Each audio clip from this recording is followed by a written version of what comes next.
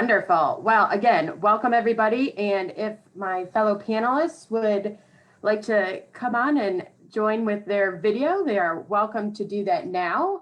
We're going to get started here. A few quick words just as we launch this webinar tonight. I wanted to let everybody know that as a participant, you're going to be muted, but please feel free to use the chat feature at the bottom of the screen if you're joining by your computer. If you have any questions at any point throughout the presentation tonight, please feel free to type them there. We will be having a Q&A opportunity once the panel has completed. My colleague Lois is also monitoring the chat, so if you have any problems or want to say hi, please feel free to do that. Just make sure that when you use the chat that it's not just set to panelists. You can set it to all attendees. There's an option to choose. Speaking of the chat, we will be sharing some additional resources with you throughout the program, links to photos, maps, that kind of thing, additional articles. Don't worry if you're not joining by a computer or don't want to leave the panel to check them out at this time. We will include all of those in a follow-up email that we'll be sending to all of you later this week. That email will also record or include a recording of this event, so you'll be able to watch it or share it with additional friends at that point. And at that, I would like to turn it over to Kristen Miller, our Director of Conservation here at Alaska Wilderness League, to get us started. Thanks, Monica. It's saying I can't start my video because it's stopped. Can you hear me? I can hear you. Yeah. Okay. I can go ahead and get started if you want to just work that out. Sure. Yep, we'll work on that. Okay. Hi, everybody. You can't see me, but my name is Kristen Miller, and I'm the Conservation Director for the Alaska Wilderness League. I am coming to you tonight, attending this webinar from my home in Arlington, Virginia, which is the traditional homeland of the Piscataway and the Pamunkey tribal nations. So I just wanted to start out by honoring and respecting their history and connection to this territory in which my land, my house is located. So welcome everybody. Welcome back to those of you who have participated in our events before. We're glad to see you here again. For those of you who are new to our webinars, as Monica said, tonight's event is part of Alaska Wilderness League's Geography of Hope series that we launched in March. When the pandemic started, we, like so many other groups, wanted to find a way to virtually continue some of our favorite and most important work. For us at Alaska Wilderness League, that includes connecting people with the beauty and culture of Alaska, but it also means connecting people with each other.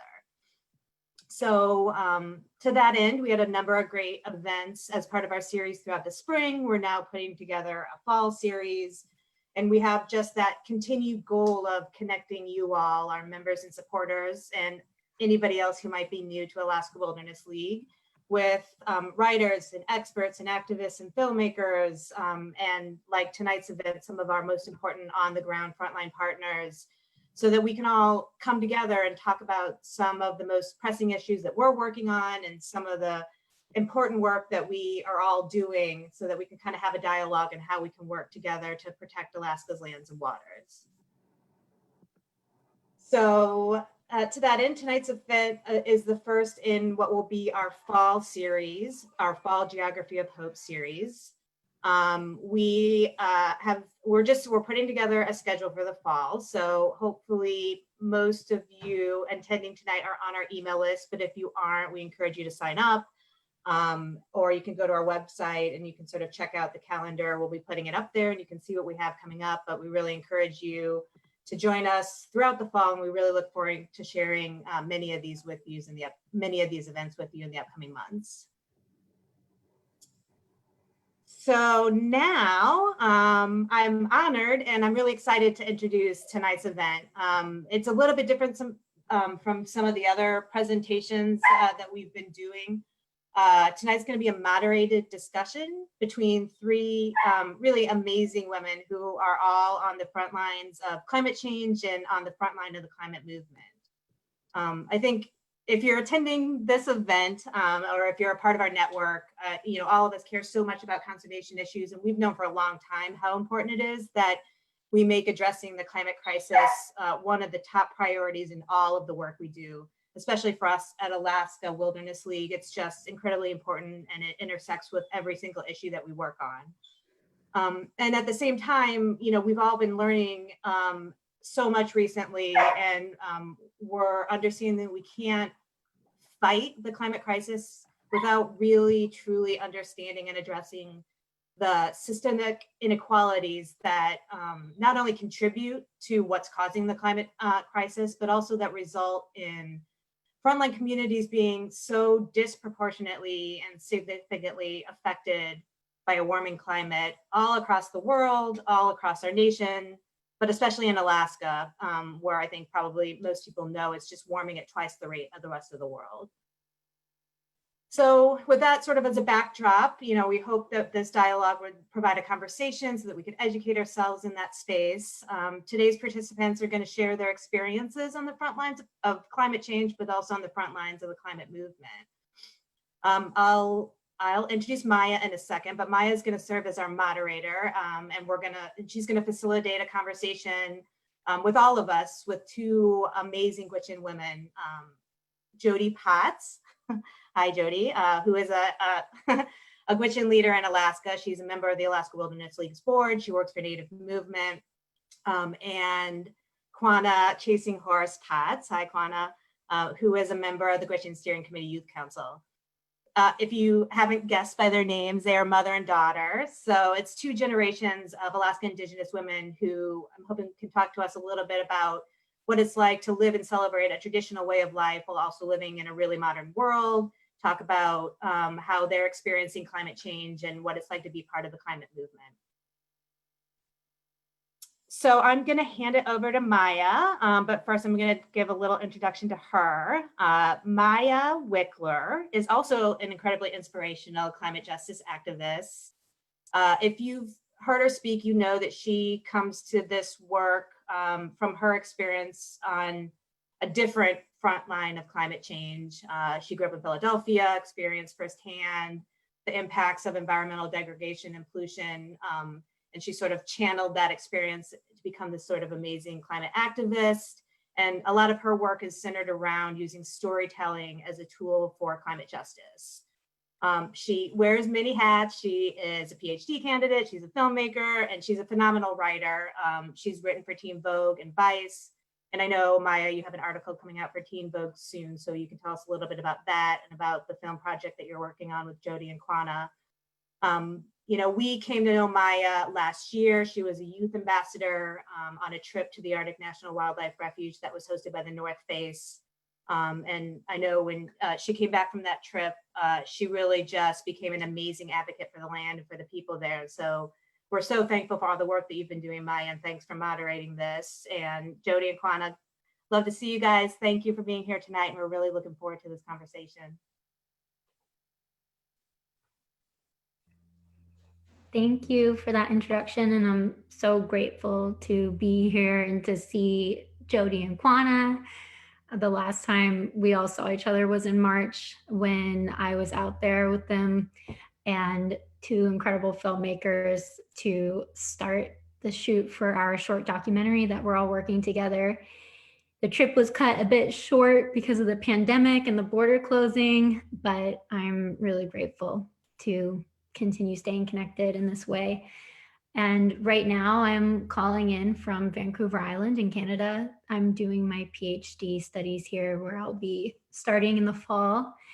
And like Kristen said a little bit already, my journey into this work really began as a youth myself, being really aware of how integral a healthy environment is to one's own personal health. I struggle with severe asthma, and I've always held deep respect and knew the importance and the value of clean air and being able to get outside and move my body. And since a young age, I've really been involved in youth climate justice organizing, and specifically what has gotten me connected into writing and covering climate justice 14 Vogue started with my work on the US youth delegation for the UN climate talks, where myself, along with about 16 other youth, went to the UN climate talks in Germany and disrupted Trump's panel and organized a direct action there. And that led to my first piece writing about that experience when I was about 22 years old, I think, 14 Vogue. And since then, it's led into more of this work, and what really grounds and informs the way that I do my work and reporting and storytelling is relationships, and how I so strongly believe in the power of community and the power of hope that comes from hearing one another's stories and really channeling empathy into action.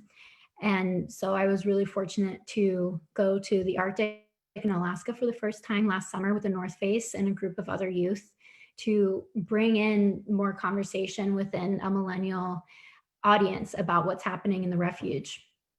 And something that I always share that really does compel and motivate the work that I do is one of the most impactful experiences from that trip was attending the climate summit that was organized by the Gwich'in Steering Committee in Fort Yukon.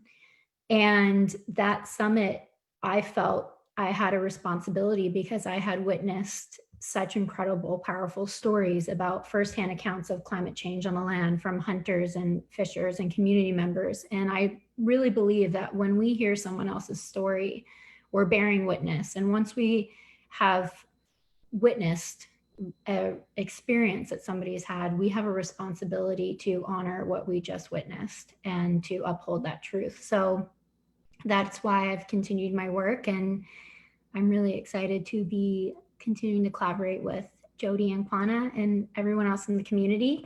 And the Teen Vogue article that was mentioned is about that March trip with everybody, and it will be coming out within the next week. So Monica said that everybody will be sent that. So to kick things off, I would love if Jody and Quannah, y'all could probably introduce yourselves better than I could. And so maybe you want to just begin with introducing yourselves. Thanks, Maya. I want to thank the Alaska Wilderness League for inviting us for this panel today. Very honored and always happy to talk about these issues that are really important to us. Good to see you, Maya. So my name's Jody Potts. I'm Gwich'in from Eagle Village, Alaska, and I was raised out on the land in a very traditional way, out on trap line and at fish camp, and living off the land. And so I was really blessed to be raised in that way. And I am currently living in Fairbanks. I am the regional director for Native Movement, and so the Arctic Refuge and climate change and some other local environmental issues are the things that I work on. And I'm also Alaska Wilderness League board member. I also, on the side, for extra income, do dog mushing as a guide. I'm a snowboard instructor, and what are else my other side gigs? I have all these side hustles. I don't know. Oh yeah, I'm a traditional Gwich'in tattoo artist. And so I also do that, and am really trying to bring back more of the traditional tattoo culture to our people, as it was discontinued or banned by missionaries in the 1800s when they first had contact with our people, the Gwich'in people. And so the first thing that they did was said no more tattoos. And I'm very honored that my daughter let me tattoo her. My first tattoo was my daughter's chin tattoo, and that is representative of her rite of passage into womanhood. And so that's me in a nutshell. I'll let my daughter introduce herself. I'm Quannah Chasing Horse. I apologize for my voice because I've been kind of sick these last few days. I'm 18 and I'm Gwich'in in Lakota Sioux. Mom originally from Eagle, and my dad's from the Rosebud Reservation in South Dakota. I don't like to label myself as an activist, more of a protector of like my way of life, and just fighting for our human rights and food security and our land and environments. Yeah.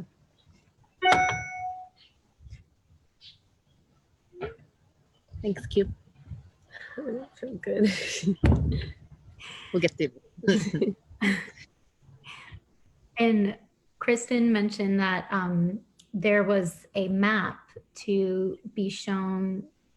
I don't know if Monica has that, to briefly share about the diversity of Indigenous communities in Alaska, so people can feel a bit oriented in the space and in the lands that we are talking about. Can someone put that on the screen? I will get it up 1 second here.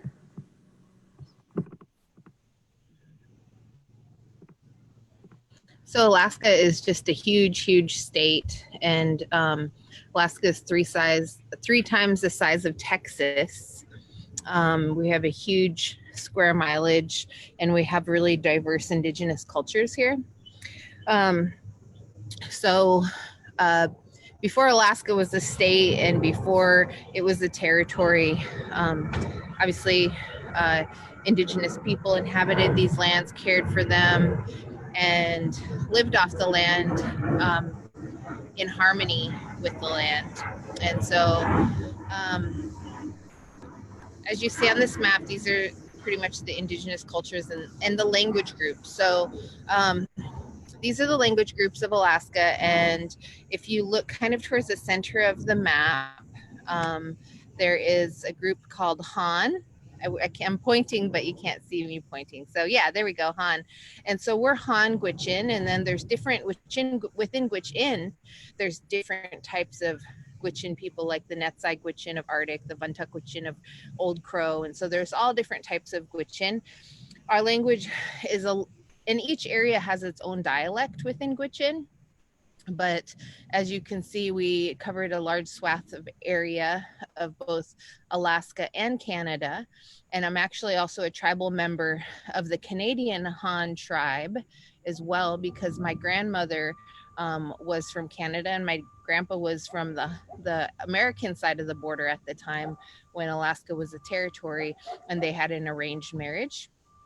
And then they actually lived on the American side, but I have relatives that are cousins and aunties and uncles and folks in the Dawson City and Whitehorse area where our people also lived. As you can see, there's kind of the blue parts. Those are the Inupiaq and the Yupik people. There's also Chupik, and they're more of the coastal Indigenous people, and they have a very different language from the rest of us. In the center, there's kind of all these different hues of reds, purples, pinks, and things like that. That's considered the Athabascan language group. And within that, you see there are all these different types of Athabascan people: Koyukon, Halikachuk, Upper Kuskokwim, Tanana, Tanacross, Otna, Denina. And so if any of you are calling from Alaska, this might help you identify the traditional, the lands of which traditional people that you are residing on or visiting. So that's a little bit about that map. Currently, Alaska has 250 some odd federally recognized tribes. But what they did was, instead of having one large nation of, for example, the Central Yupik, they divided every community into its own different federally recognized tribes. So somewhat of a, in my opinion, humble opinion, somewhat of a divide and conquer. And it's the same with all the Athabascan communities as well. So each community is its own individual tribe. But there are about 20 language groups in Alaska, all of which are very threatened, on the verge of extinction. Quannah is a Gwich'in language student, and she, at this point, I believe, knows more Gwich'in than me. My mom is a fluent speaker, and my mom also went to boarding school and learned English when she was about 9 years old. And so I'm the first generation to speak English as my first language, a little bilingual. And then Quannah and my other kids are also learning Gwich'in. So that's the map.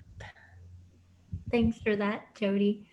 Would you want to share with everybody what it was like growing up in Alaska for you and then for Quannah? Because I know Quannah grew up in a beautiful cabin in the woods and also moved to Fairbanks for school. So just that kind of intergenerational experience of growing up in Alaska, what that was like. Yeah, sure. So I was just telling someone the other day, I was raised in a trapline cabin with a dirt floor as a little child. And then my parents built a log home on the banks of the Yukon in Eagle, just a little ways outside of our village.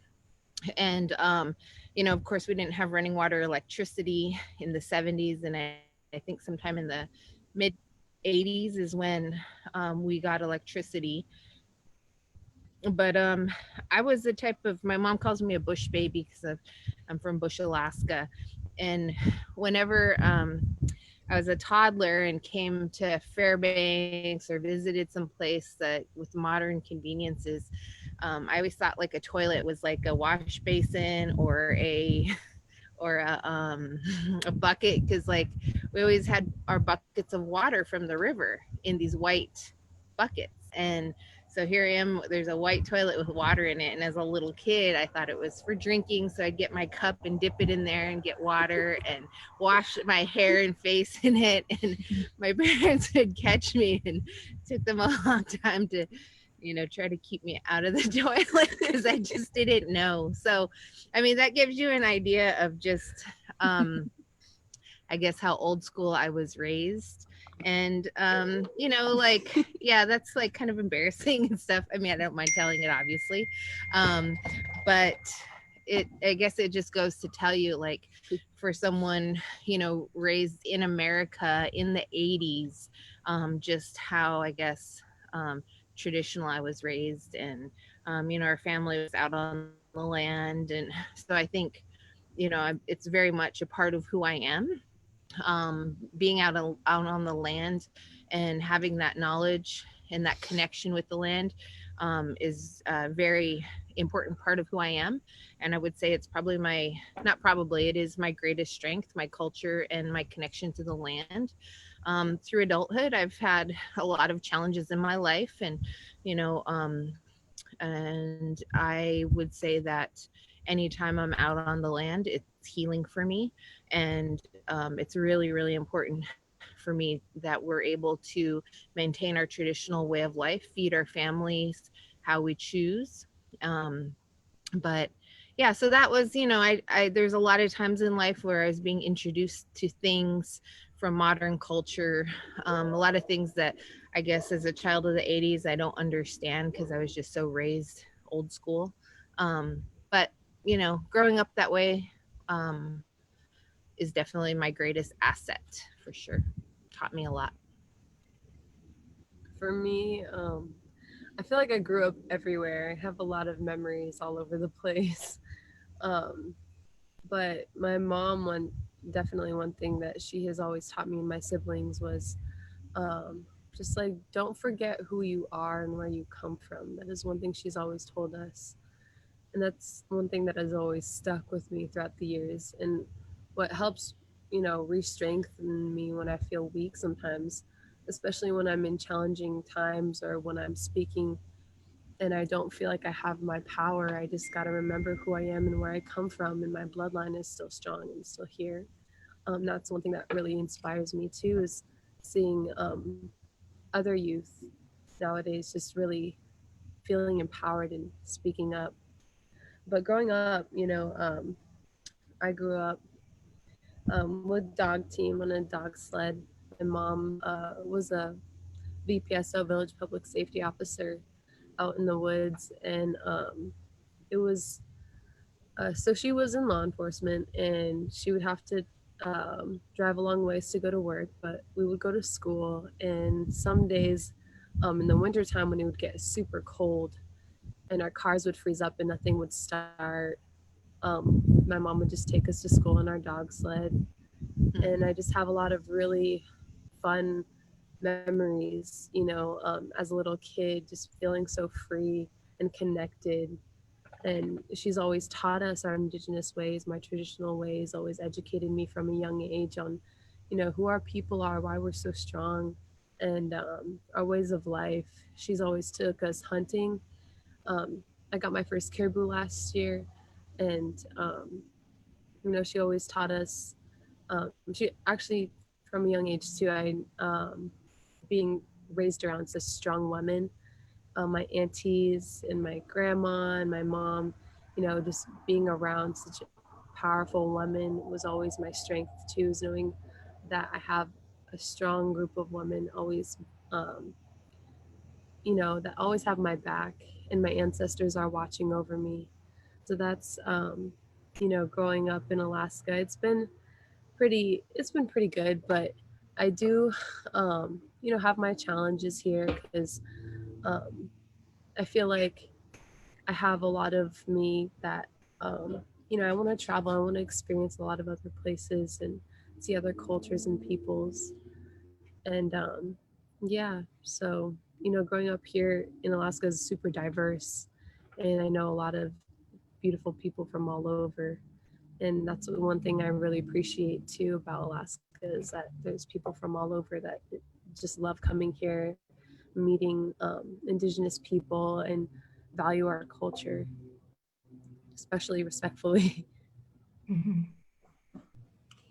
Quannah, you mentioned about your first caribou last year, and I would love to just hear more about these different traditional practices that mean so much to you both, whether that's hunting or mushing, and what those memories and experiences are like, and how that connects to the importance to protect the land today. I think my mom has done a very well job on teaching me my traditional ways, and me being empowered with it and strong, and not being afraid to be proud of who I am. Even I think I was in 6th grade, and I wrote, we'd have speech contests, and I wrote this really long speech about hunting and what it feels to be up there.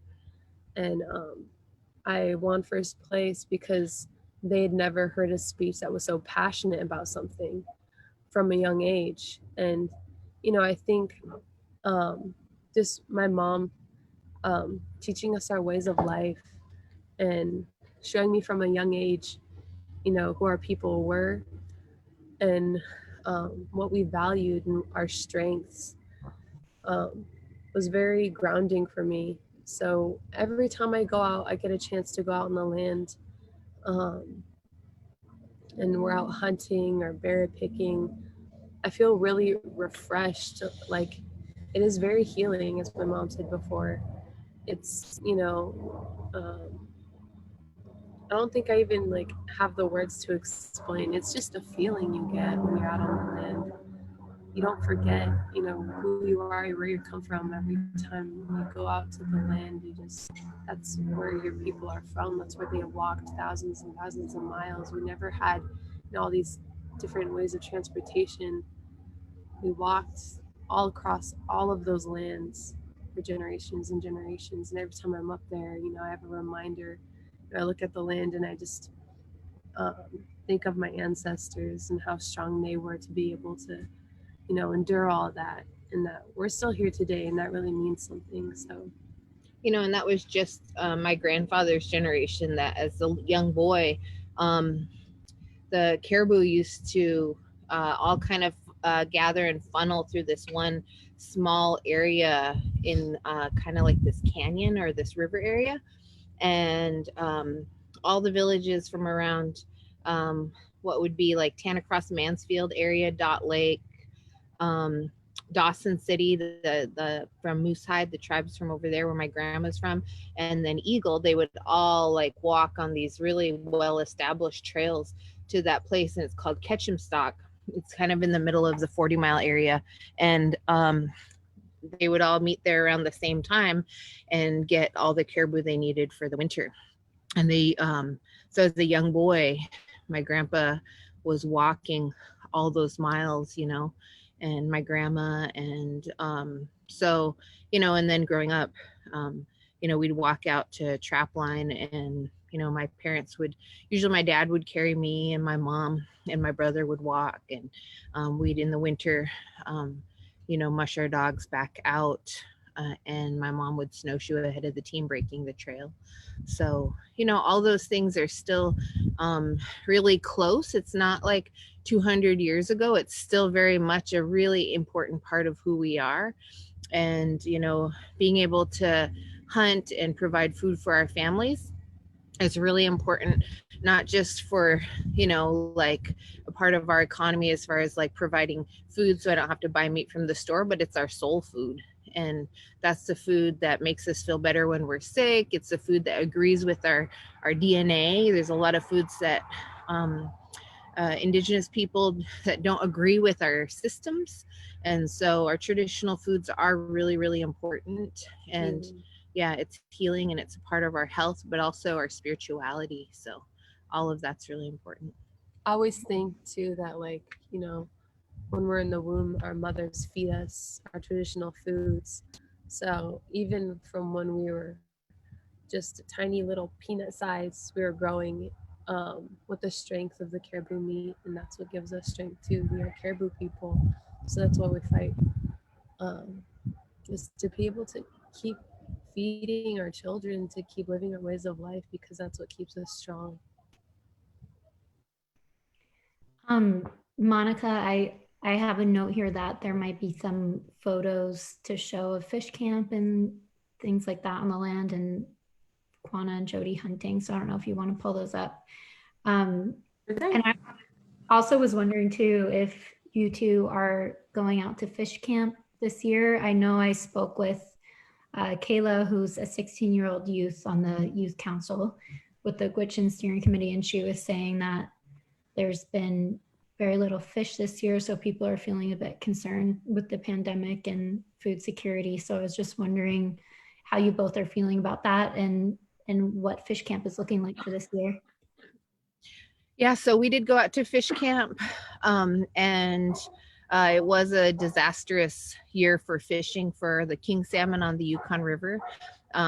We got barely enough for our family. It's just going to be, I mean, very few. There's some families that only got like 5 fish, and you know, we would typically our family would probably like to get about 60 and have enough to share with people here in town, like elders and stuff. So yeah, it was a really sad year.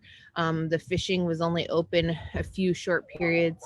You know, for natives, it's just part of the problem is the fisheries management, and you know, Alaska Natives don't have any say in the fisheries management, and I would say the commercial fishing takes precedence, and they're given more opportunity, and so yeah, that's just been a real bummer. We got a few fish, we hung them, smoked them, a lot of work, but yeah, so those are just some pictures. That's out looking for caribou on top of some mountains, and so that's a pretty cool picture. A lot of times you just kind of wait for caribou. That's at fish camp, putting the moose hide bindings on my daughter for she's going to go snowshoeing with Maia, I believe, at that point. Yep, so that's when they went across the river. It's dog team out mushing, doing a training run this last winter, and probably in December with the looks of the sun midday, you know, just setting. So yeah, Alaska is really beautiful, and there's a lot to protect. And with this current administration, there are a lot of threats to public lands. Those public lands are also important to Indigenous people, for our traditional way of life. So any threats to the public lands is a threat to our way of life, our ability to fish and hunt, not just the Arctic Refuge, but Pebble Mine. That's right now just going through the final permitting process, and same thing with the Arctic Refuge. We're really concerned about that. So.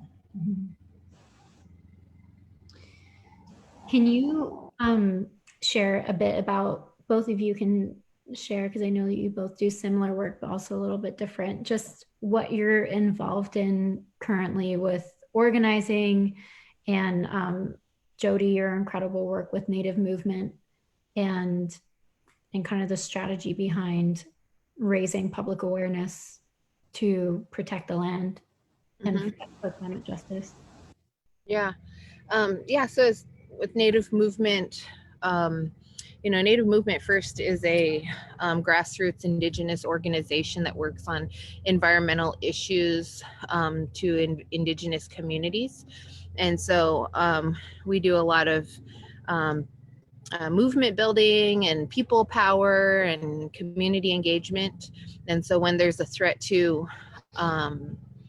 Indigenous group, they typically will come to us and we'll support them and with trainings and movement building, people power. So that's what we do. And I'm the regional director here at the Fairbanks office. We have 2 offices, actually 3, Juneau, Anchorage, and Fairbanks. And so what I do for them is do organizing around the Arctic Refuge, and to protect that. And so I work with a lot of our allies across the country, including the Alaska Wilderness League and others. So we just appreciate everyone's support. And so, strategy, like, working on the strategy, whether it be, in DC, awareness campaigns, working with, the financial institutions and doing advocacy at that level, any level that we can bring more awareness or push harder, that's what we do. I also do work around missing and murdered Indigenous women, and I don't know, a lot of stuff. I mean, there's so many threats right now going on, and there's a lot of work. It just seems like there's not enough time in the day, but it's important work. And Quannah's stepping away to cough. So this work takes me everywhere from pre-pandemic DC and into different places, and we had some invitations, and we also advocate within our own tribal governments at the Alaska Federation of Natives, and do everything we can. Alaska politically is really confusing and can be kind of considered convoluted, with our Native corporations and how that was settled, the Aboriginal land claims, how they were settled. And so we also have a lot of work to do here in Alaska, even among our own people. So anywhere that we can find a campaign that would be impactful to help grow or protect, then we'll definitely move in that direction. So you want to talk about your work, the work that you've done, and what you do today? Yeah. So I'm a part of the Gwich'in Youth Council. It's just about a year old now. We're coming up on a year for our Gwich'in Youth Council. I got amazing opportunities to speak on behalf of my people. So my first opportunity was where I met Maia. It was in DC, and that was when we were lobbying. And I was just, educating, sharing my experiences and my passion for the work and the land and the animals, sharing my story. And that's where, I just felt like, my voice is making a difference. I can't stop here. And, the more I went on the more opportunities I got through the Gwich'in Steering Committee as a part of the Gwich'in Youth Council. And I went to New York, and I got to speak with financial institutes and banks to, educate them and pretty much just talk to them about why they should not be funding the oil and gas industry and how much harm it's doing. So, yeah, I was in New York for about a week after the DC trip, and that went really well.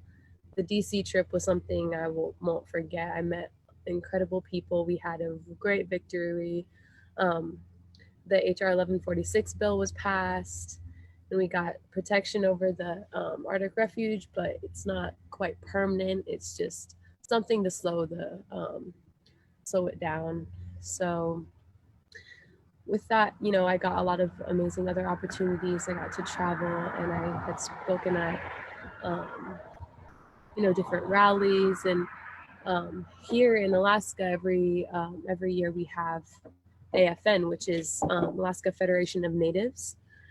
And it's an event where all the natives of Alaska come together, all the tribes and stuff, all the artists, corporations come together, and all the artists will be selling their beadwork, art, and all these corporations would come, and we'd discuss all of, these issues. How would you explain it? So AFN consists of member tribes and tribal organizations and corporations of Alaska, and AFN basically lobbies for or against things depending on how AFN votes. And so Quannah and her best friend Nana Ej Peter, who's also I call her my little sister because we've known each other since we were toddlers, since we were babies. Yeah, and we grew up together, and they grew up in the movement. Our sure. Yeah, most definitely, we both grew up.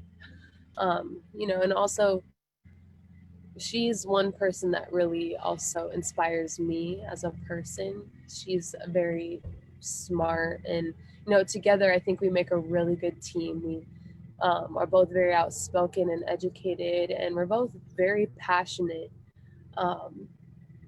And so together we also met these two other Inupiaq girls from Nome, and we asked if they would join us in writing a resolution during Elders and Youth during the AFN conference. So we have a conference for elders and youth to come together. There's like beading workshops. There's all of these different things that elders can teach youth, and just kind of like a fun way to bring each other together, and ways for our youth to learn from our elders. And during Elders and Youth, we got to write a resolution, and we would have to turn it in, and it was approved. So we wrote a resolution called Climate change emergency in Alaska. Yeah, making climate change a crisis or emergency in Alaska. Yeah, and it was just about explaining how it's so devastating for our people and our lands, and the impacts it makes on us, and not even just on us, the environment, our way of life, how it does not do any healing or any good to our people. So yeah, that went very well. It was the first resolution that was passed without any amendments, and that was a great victory that we had won. We had to fight for that one too, so that one I was very proud of. So, but it wasn't a easily won. There's only resolution last year at AFN that there was a big debate over, and so I don't think Quannah and Nana Ej knew at the time, but they were debating with the president CEO of the the Arctic ASRC Arctic Slope Regional Corporation. So he's probably like the richest, most powerful native, and of course super pro oil. And so they didn't like the resolution, and there was a lot of debate back and forth between representatives of the Arctic Slope Regional Corporation, who have really been successful financially due to the Arctic Slope oil, and Quannah and Nana Ej were just debating back and forth, and they asked to slash the amendment changes that he made to include that this resolution would not impact their ability to develop their resources. And so they slashed that and it ended up passing. And it was a big deal. It was a really big deal. And not long after that, ASRC pulled out of AFN along with other oil dependent native corporations pulled out of AFN. So yeah, Quannah is kind of a mover and shaker up here. And with COVID, there's a question, how's COVID affecting our plans? Like pretty much everything, just like everywhere else, is being canceled. So AFN and everything's canceled. And I don't remember the last time I met in a group with really anyone. So I had a lot of amazing other opportunities that I was really looking forward to doing and meeting people, but due to COVID, I wasn't able to go on those trips, but I'm still very fortunate to be able to, share my voice and speak up still through these webinars, so that at least we have that. Yeah, she's been invited to speak on a few panels for different webinars in the last several months on climate change and stuff, so that's been good. Thank you both. And to wrap things up, the last question of my moderating, and then I will turn it over, is what can people do? How should people get involved? And what do you feel needs to be done to see some solutions to these issues that you've both already talked about? Well, yeah, I would say definitely, one of the big things right now, the crises we're dealing, obviously, is climate change. And so, there's, with this current administration, any advocacy that anyone can do, supporting any of these movements, be it through the Host Alaska Wilderness League or any of the organizations that do this work, Native movement, would be really good. Educate yourselves on these issues. So thank you all for being here. I see there's 79 participants, and that's awesome. So I appreciate the support. But I would say, a lot of these issues, like, I hear people talk about climate change, and like this winter, we were at this outdoor recreation, I don't know, some big event. And a lot of the outdoor recreationalists, like skiers and snowboarders and stuff like that, are of course really impacted by climate change because their ski season's getting shorter and shorter. So they have this organization, which is awesome. I super support it, and I think it's great, about,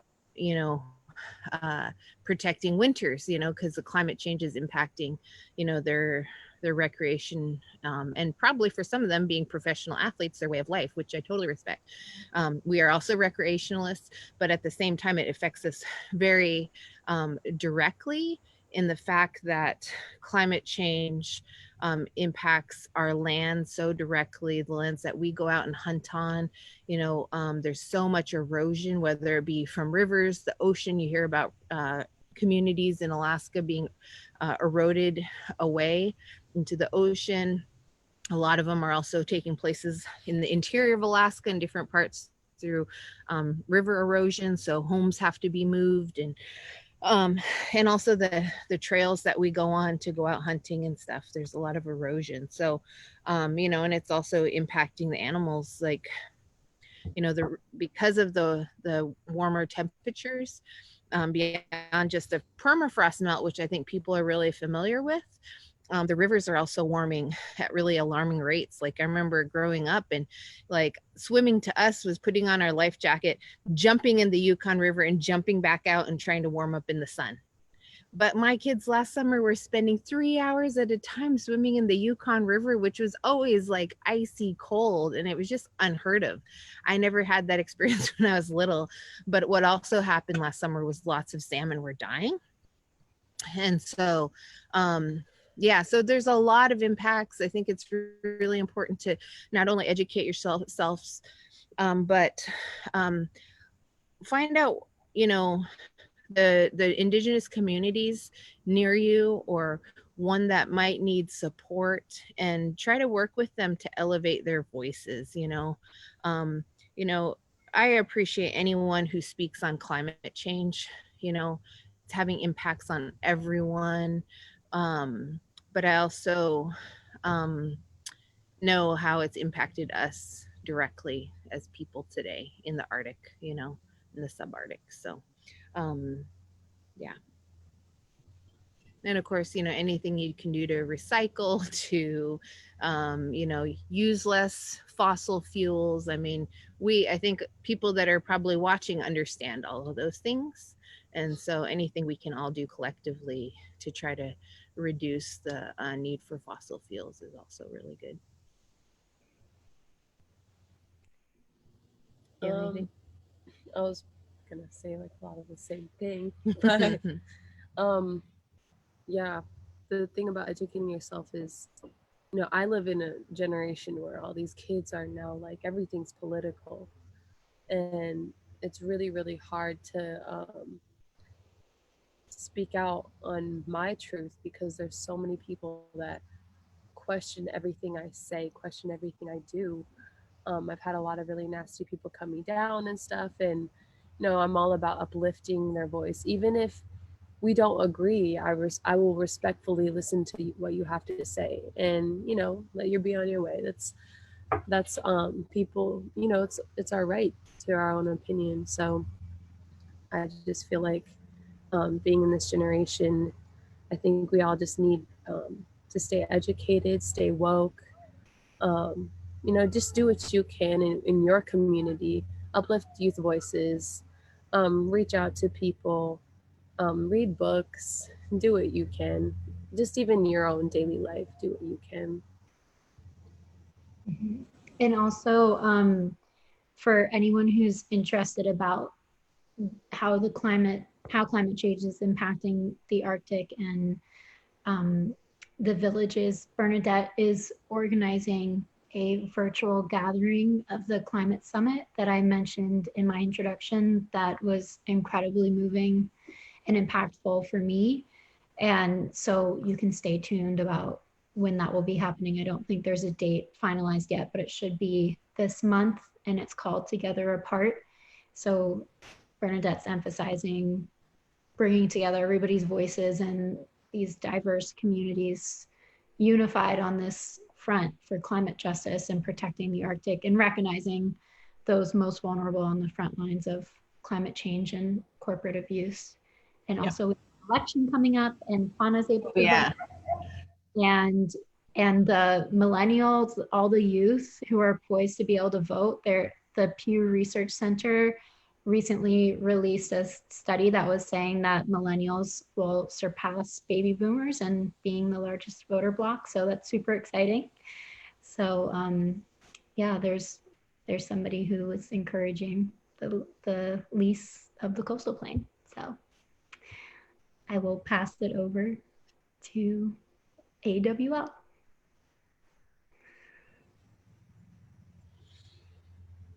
Nope, you're on mute. Quote of 2020, you're on mute. Yeah, you think after all these months I'd have it figured out. Thank you guys so much for sharing your stories and really just allowing us to be a part of the conversation. Very excited. I will say, you know, there was a lot kind of touched on there, which is amazing. We could spend probably all day listening and learning from you. So folks, if you do have any questions, do feel free to put them in the chat. And in the meantime, I'm going to toss it over to my colleague, Chris Konish, our Director of Development, and then we will be back for the Q&A. Thanks, Monica, and thanks, Maia and Jody and Quannah. This was supposed to be my opportunity to talk about ways to get involved, and I'm afraid that you all did a much better job than I'm about to do. I really appreciate you sharing everything. We do have a couple other resources I'd love to highlight. I'm just going to share my screen real quickly here.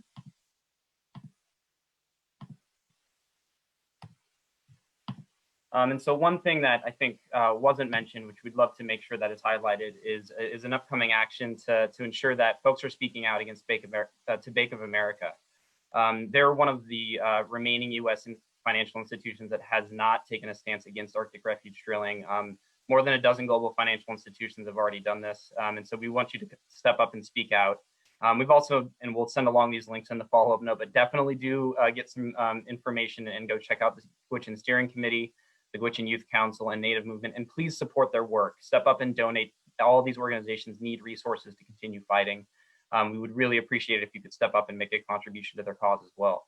And then follow us on social media. Check us out on Keep Alaska Wild. There's a live stream of this event happening right now, which a few folks are watching on, which I'm excited about. Also find us on Instagram for some incredible images. And then you can follow us on Twitter for some more breaking news as well.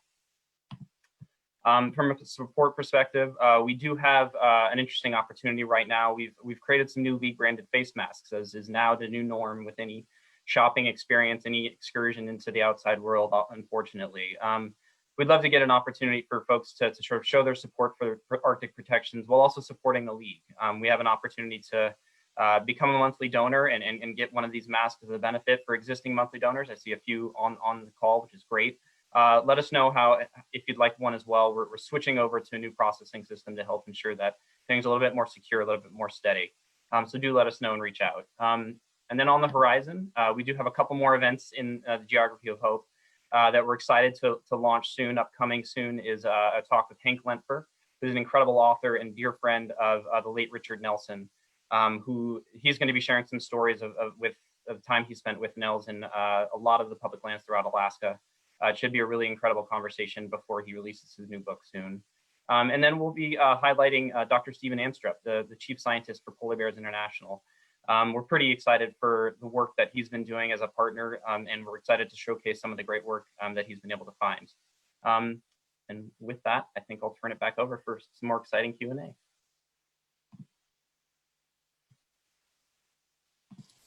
Sorry, I'm going to stay off video since I think it's distracting that I'm upside down.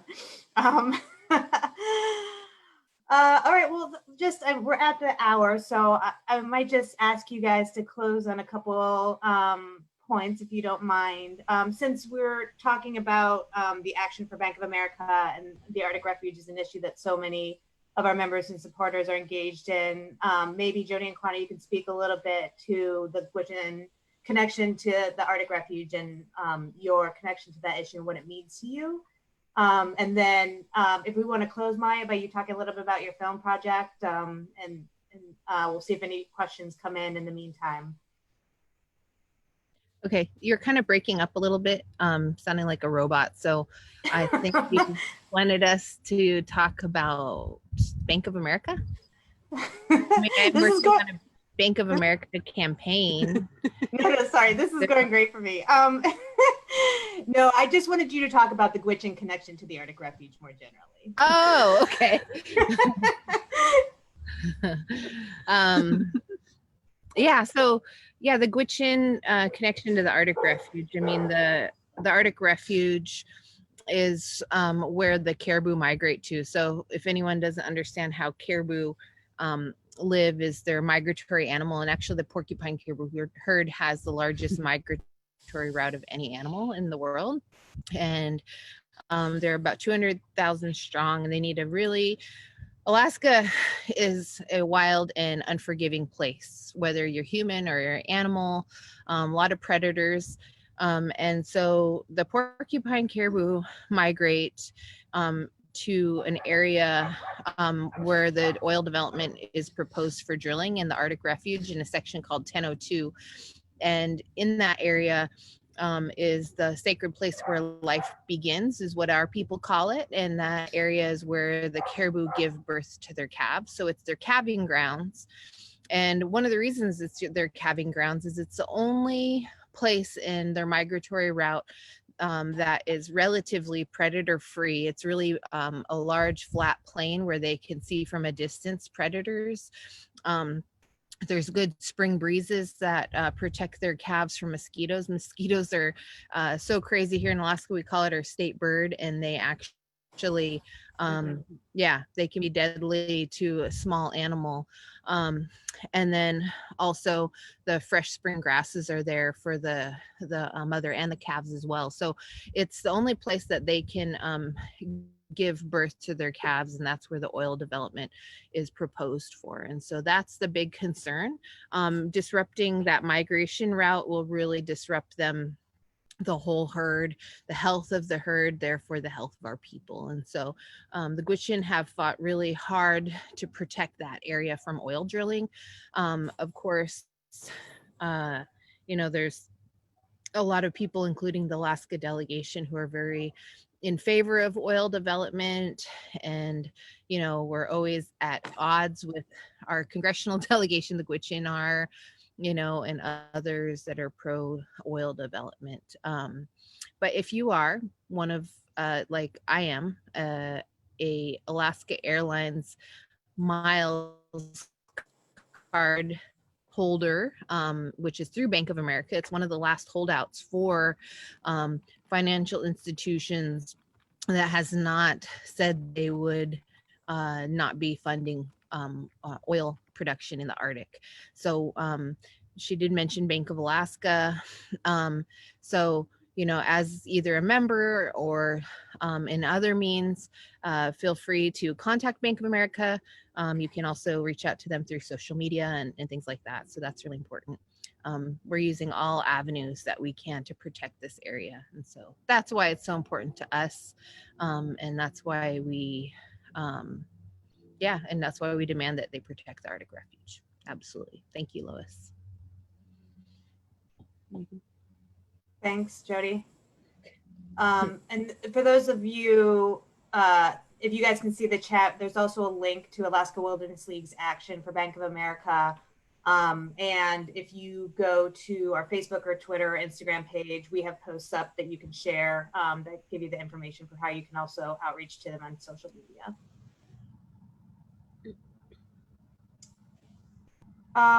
We have a pretty specific question with somebody that is living in Fairbanks and wants to know how they can get more involved with you all with your work actually in Fairbanks. Oh, okay. So anyone can look at one of the websites that we're really involved in is nativemovement.org. And so we are in the middle of our virtual camp. So every year we usually have a camp and we do different trainings and stuff to build the movement and the people power.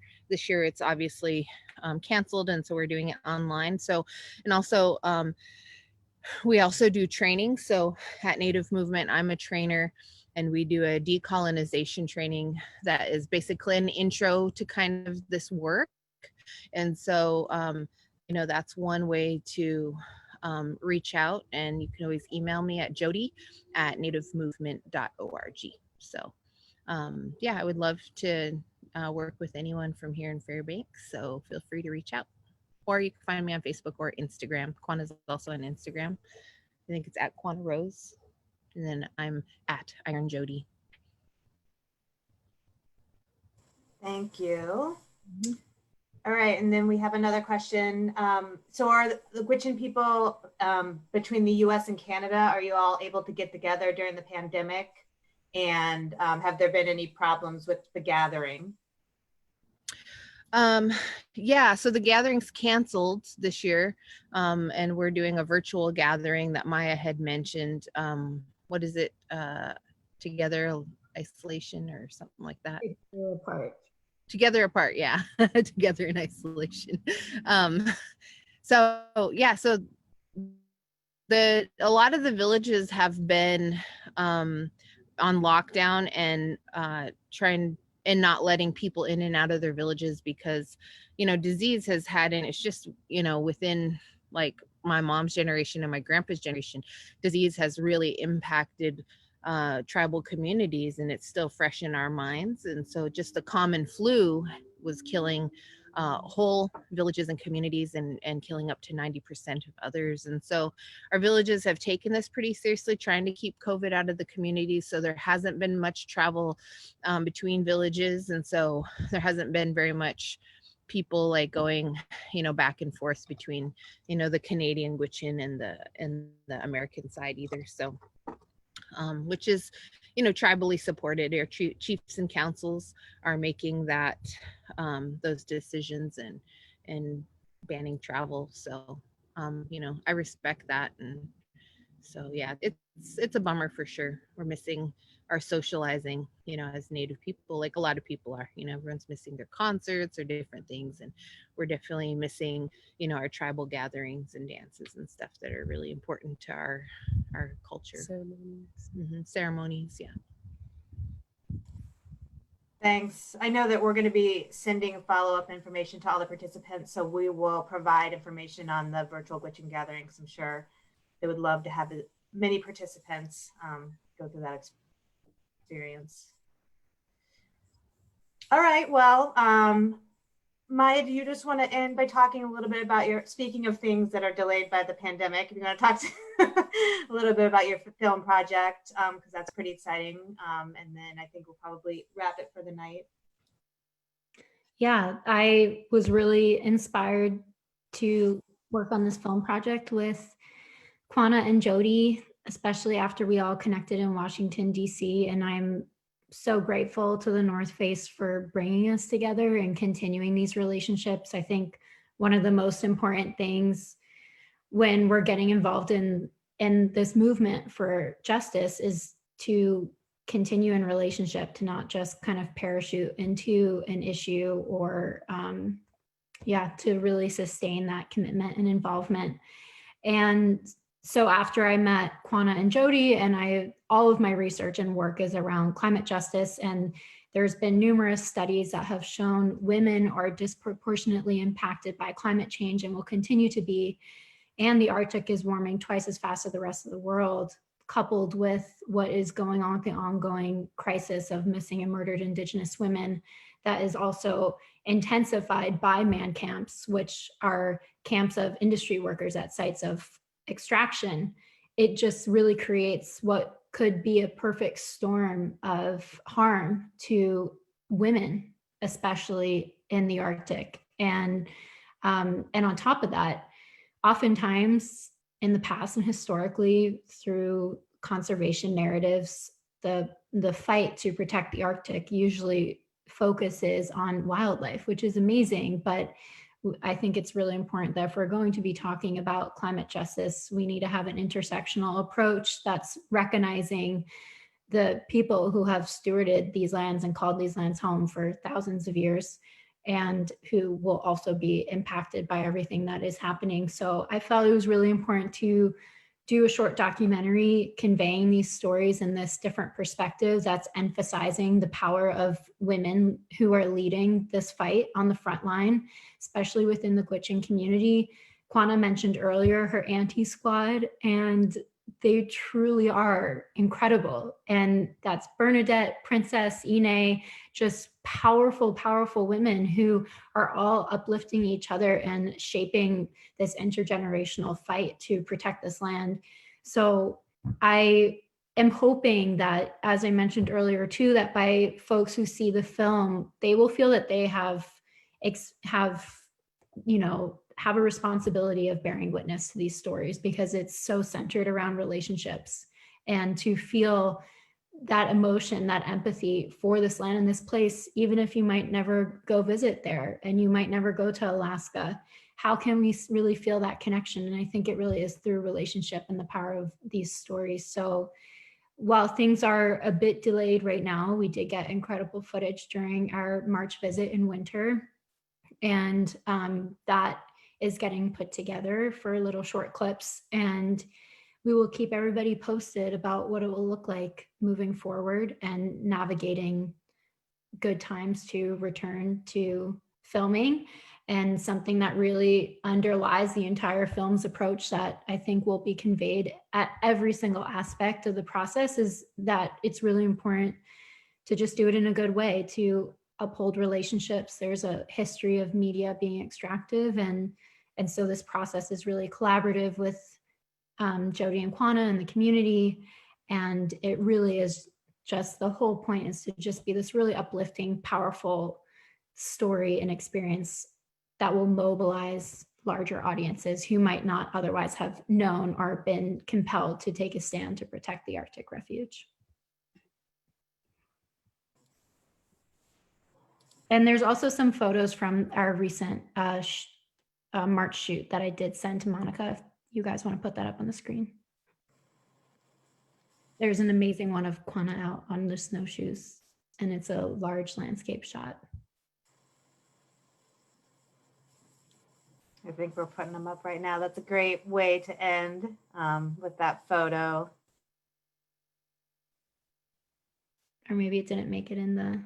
There's traditional tattooing. I'll add it on and share as Kristen's wrapping up here. One second. Yeah, well, thank you. Thank you to all of our participants. I see we still have a lot of folks still on. And thank you so much, Jody, Quannah, for coming to us from Fairbanks. It was really, really inspirational and hopeful to hear from you guys. You're doing amazing work, and I'm so glad that you had the opportunity to sort of speak to our members and supporters and talk about your way of life and the issues that you are working on and dealing with day to day. And Maia, thanks for moderating.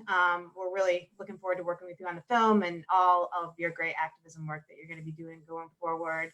You guys are inspirational, and we're so glad to be partners with you. So thank you very much. Thank you for having us, and thank you for everyone who joined and, you know, are supporting this important work. And thank you so much for everything, Maia, and all your support and your work. It's so important. Masicho. Masicho. Thank you, everybody. Thank you, everyone. Have a great evening. Bye-bye.